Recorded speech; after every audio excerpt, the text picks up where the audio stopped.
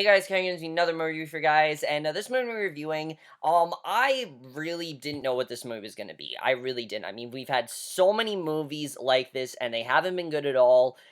But I started to hear really good things about this movie. I did. I heard that this movie is very wacky, and it really doesn't take itself too seriously. So I'm like, okay, I'll check it out. Had some money from a gift card, decided I'd see it in theaters, and I know probably not the best movie to see in theaters, but that movie is Pride and Prejudice and Zombies. I honestly was kind of looking forward to this. I thought this movie looked kind of fun. Just from the trailers, it definitely seemed like they weren't taking themselves a little too serious, definitely not too seriously. And the other good thing about this is I don't really know the story of Pride and Prejudice, guys. I don't. I don't really know what it's about. I don't really know much about it, and I haven't seen the movie with Keira Knightley, so I thought this would be a good way for me to, get the story of that while also expanding it to these zombies and getting this version of the story I was definitely very interested in. So after seeing the movie, like I said, I really didn't know. I really went in with an open mind. I didn't know what it was going to be. I'm like, okay, this sounds like a popcorn movie. And coming out of it, I'm going to say this. There are a lot of things that work very well in Prime Prejudice and Zombies, and there are some genuinely really great scenes in this movie. I just don't really know if it all goes together as one cohesive movie. I really don't, because there are a lot of things that work and a lot of things that don't work. But let's get to the plot of Prime Prejudice and Zombies, because that's one of the things that obviously matters the most in this movie. Basically, the plot of this movie is that there is this zombie apocalypse going on, basically. There's a zombie apocalypse, and everyone is worried that they're gonna be that that everyone's a zombie and everything. And at the same time, you have these two sisters, Elizabeth, Jane, Lydia. You have Elizabeth, Jane, Kitty, Lydia, and Mary. They've all been trained basically to take down these zombies, and Elizabeth ends up running into Mr. Darcy basically, and he wants to help her train everything, and basically they start to get attracted to each other, and that's basically the plot of Pride and Prejudice and Zombies. I really did, there are definitely some things I think work really well in this movie. Something that I think works really well about this movie that I don't think some of the other movies have is the cast here. The acting's really good, I think, from everyone. I don't really think there was anyone that gave a bad performance here. I'm gonna be honest. I don't really think anyone did a bad job. Some are better than others, but I think for the most part, everyone really did a good job here. Lily James, by far, though, is the best in this movie. I really think she's becoming a very good actress. She's done this. I heard she's very good in War and Peace, which I am definitely going to check out after seeing this. Definitely, I was going to check it out anyway, but I heard she's very good in that. And then here, I thought she was very good as well. I really like the character of Elizabeth Bennet. She's a very strong female character. Something I like about her is that while she is this like, character that does want to fall in love and things like that. She's not afraid to beat up Mr. Darcy, and she's very protective of her sister, and I really like seeing that. I think she was very good. She was actually very funny at points. You can definitely tell that she got into this role, and she didn't bullshit it. This is a role that I think she clearly could have bullshitted. This is a role where she just could have been like, whatever, I'm not really going to take this too seriously, but no, I think she really did a good job. I really liked her character. And again, guys, I can't really, fully justify this review because the fact that I don't know everything that happens in Pride and Prejudice. So I don't know if everything that happens in this movie is what happens in Pride and Prejudice. So I can't say, oh, that happened, that didn't happen, because I don't know the story. So if this review doesn't seem like it's as good as it could have been, it's just because of that. That's the only reason. I'm sorry about that, guys. I can't really do anything about that. I could have checked it out on Netflix. Maybe I'll check it out at one point, but the Pride and Prejudice is on Netflix, but I kind of wanted to go in with an open mind, so I thought Lily James did a very good job here. Who I was very surprised by was Sam Riley. I thought he was great as Mr. Darcy, definitely. You can tell that he really wants to do something about this apocalypse, but he also really cares about Elizabeth, and he really wants to help her, and I really like seeing that. There's actually some really good conflict between these two.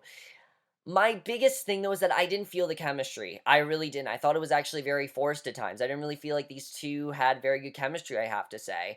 I felt like, their chemistry when they were fighting, that was very good. Like, when they fight and everything and they have all these creative differences, I thought that worked very well. when they eventually fall in love, which is not a spoiler, if you guys know the Pride and Prejudice story, you know that Elizabeth Bennet and Mr. Darcy do fall in love.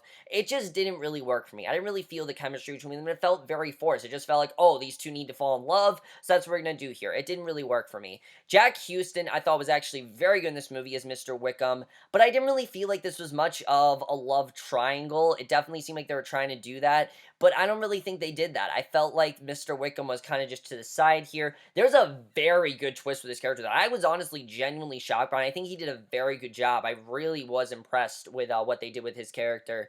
Bella Heathcote, I do think was the weakest in the movie, just because most of her character is just her, like, breaking down and basically stating how she feels, and that's one of my things. The characters directly state how they feel rather than actually just, show it on their faces. They feel like they have to directly state it, and I thought she was very good. I definitely did enjoy her character, and I think some of the best scenes in the movie, without a doubt, are the scenes between Elizabeth and Jane. These are two sisters that really care about each other, despite all the lies and slander that's going on and the things that people are saying, because there is a lot of that in this movie. I like that these two sisters, they didn't believe it. They wanted to come together. They wanted to, stay sisters, and I really like that. I think the movie really is a great message of sisterhood, and I really did enjoy that.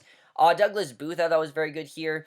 Who I wasn't as big as a fan of was Matt Smith. I thought he was very awkward, I have to say. I really think that Matt Smith can be very funny, and I have to say, I laughed at his scenes, but I think it's just because it's Matt Smith. Matt Smith is naturally a very funny guy, and you just can't help but laugh because, again, it's Matt Smith. And if you guys see him as Doctor Who, you know he's very funny. Here, I just felt like it didn't really work for me. I thought some of the things they said, it was just like, I don't know about that. It felt like it came out of a different movie, and it really didn't work as well for me.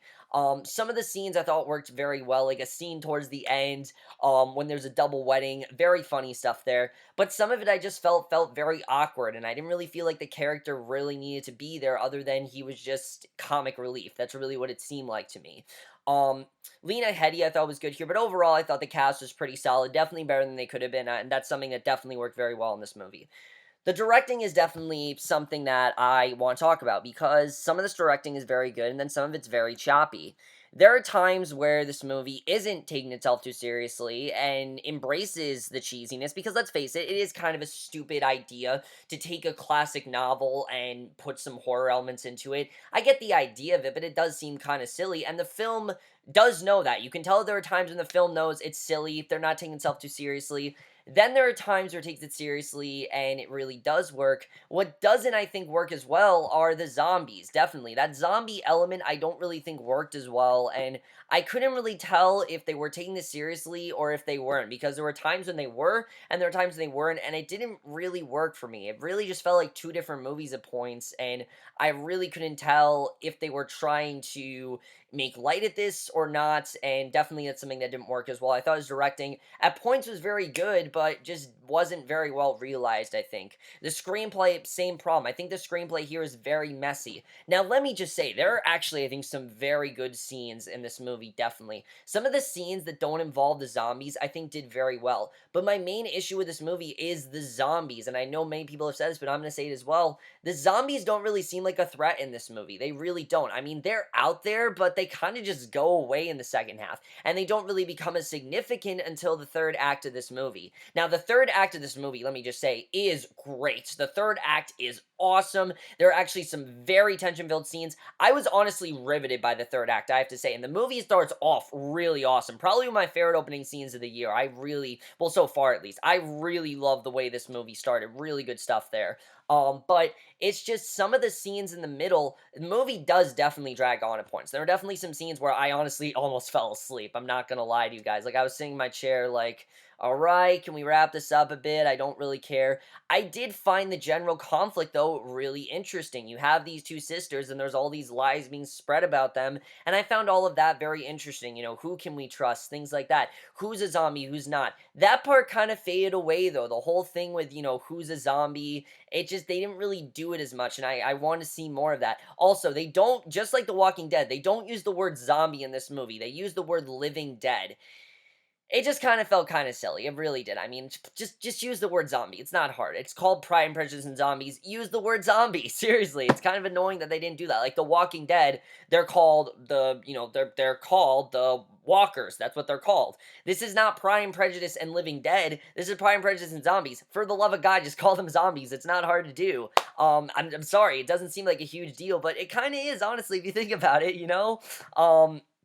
But like I said, I definitely think there were some honestly very riveting scenes in the movie, and I was definitely a fan of that. The cinematography here, definitely the CGI was obvious. I'm going to say that right now. The zombies, I don't really think looked real at all. I think at times they looked very silly, but at times I think that works very well.